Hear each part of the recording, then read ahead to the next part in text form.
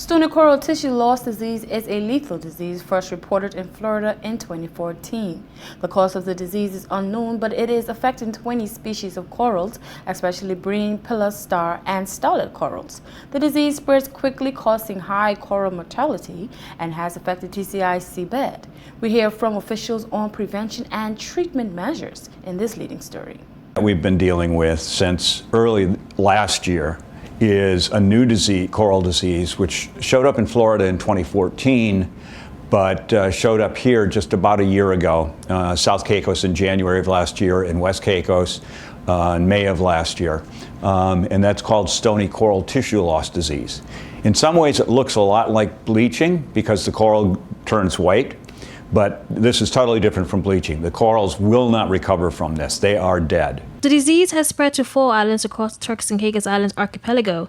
Stark noted that West Caicos has received significant amount of damage to its corals and that North Caicos, Grace Bay, and most recently Grand Turk has been plagued with the disease.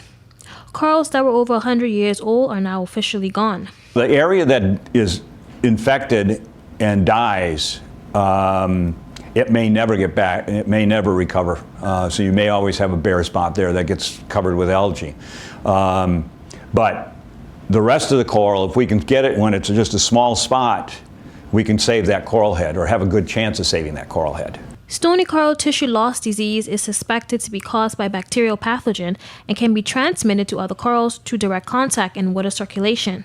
As SCTLD spreads quickly, it is crucial to have a plan already in place for how to deal with the matter. The stony coral disease, which was first treated in Florida, saw 80% improvement.